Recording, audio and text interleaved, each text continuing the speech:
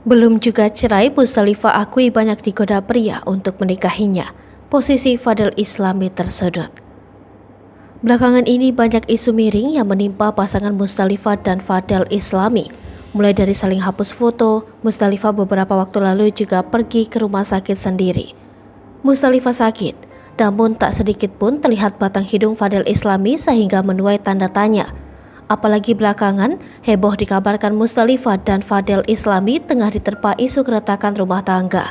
Sehingga, bukti unggahan Mustalifah dirawat tanpa ditemani sang suami menjadi argumen kuat keduanya tengah pisah ranjang.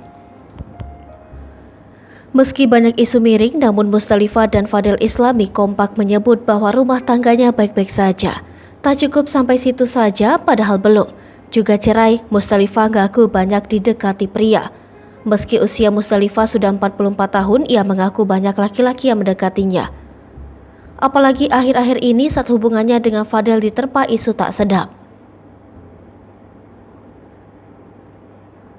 Hal itu membuat Fadel dan Mustalifah saling hapus foto hingga unfollow di Instagram. Fadel pun menegaskan bahwa hubungannya dengan Mustalifah kini sudah baik-baik saja. Di lain sisi, Mustalifah masih mengaku bahwa rumah tangganya dengan Fadel Islami baik-baik saja. Meski ngaku rumah tangganya baik-baik saja, namun Mustalifah tak menampik ada hal janggal pada Fadel Islami. Mustalifah mengaku sikap Fadel Islami berubah.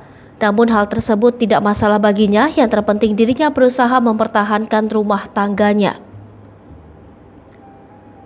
Mustalifah mengaku tidak takut jika suatu saat nanti harus berpisah. Sebab Mustalifah mengaku bisa menghidupi diri sendiri dan anak-anak. Gaya sombong Mustalifah itu baca dicambukan bagi Fadel Islami. Bahkan dirinya mengaku bisa mencari uang sendiri. Hai pemirsa Selipopo TV, jangan lupa komen, like, dan subscribe. Serta tonton terus berita-berita terupdate lainnya ya.